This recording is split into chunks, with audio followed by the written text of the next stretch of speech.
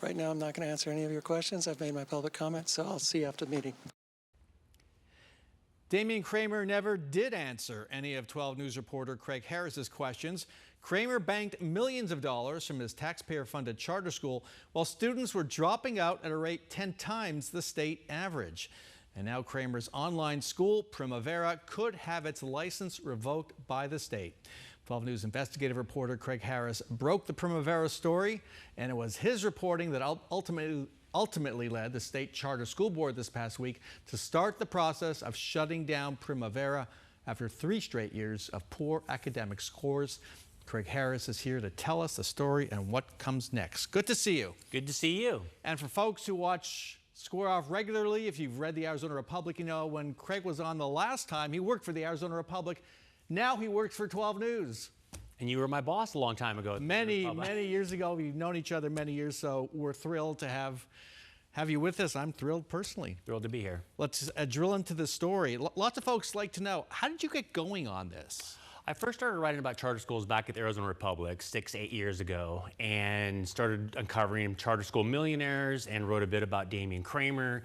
And at that time, he had paid himself $10 million when he was running Primavera.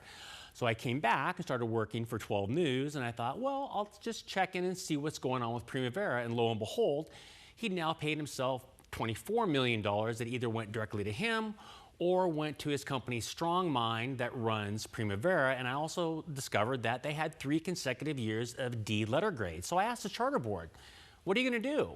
And after I started asking questions, after we started doing reporting, then they put the item on the agenda this last Tuesday and took a vote, and they took the vote to take the steps to begin shutting down Primavera. Now let's pause for a moment. Tell us about Primavera Online. How many students go there? What kind of students are they? What are they looking for when they go there? Primavera is typically an alternative school. A lot of the kids who go there, according to Damian Kramer, this is their 6th school. And so they have had very poor success at other schools. They're looking to get something so they can graduate, so they can move on. And so and even Primavera says they target at-risk kids, teen moms, kids who have not done well. They have between 18 to 20,000 kids that take maybe just one course or a whole course of classes. So it's a pretty tough population to work with in general. Yeah, it's a challenging group of kids, and there's a constant cycle. And so teachers who have talked to me that they want to help those kids, it's hard because they come in and out. So it is a tough group of kids. It's a very challenging group of kids to try to get on the right track.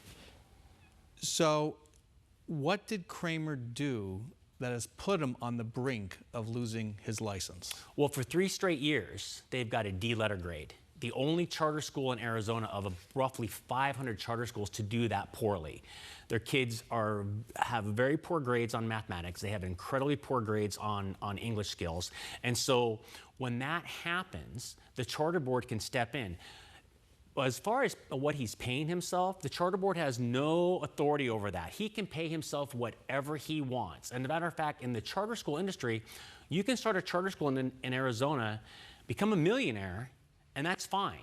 The only thing the charter board has authority over is if your grades are lacking. So he can become a millionaire despite what records show as delivering what many might consider an unacceptable product. Right. That's paid for with state dollars. Exactly, and the charter schools are set up differently that once they get the money, it's a private business. They can do whatever they want with that money, and only if you have 3 consecutive years of abysmal grades, then the state steps in.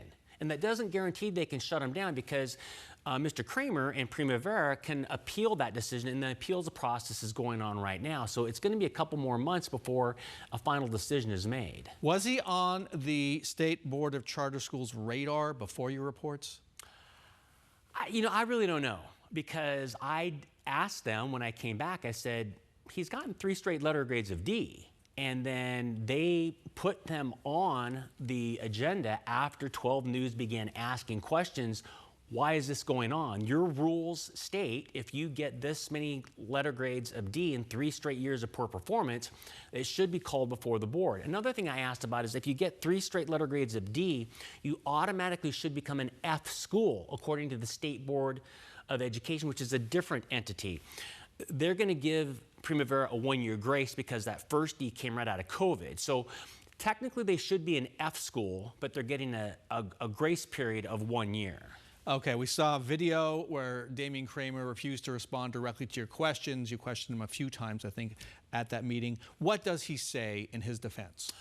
He contends that they made a clerical error. They should have been in an alternative school for the last 3 years. And had they been in an alternative school, they would have a C grade. He says that's still not very good, but they wouldn't be in trouble with the state.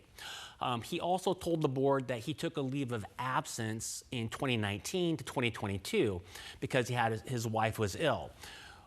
Folks who work at Primavera and work at Strongmind have told me, that's the parent company, he was there. He was actually there. But the fact of the matter is the board drilled down on him, the charter board. You were there from 2022, 2023, and 2024 when you got these D-letter grades. So you had 3 years to fix the problem. And now only after getting called in from the charter board, you're saying, well, we should have had a different classification. Okay, so let's end it.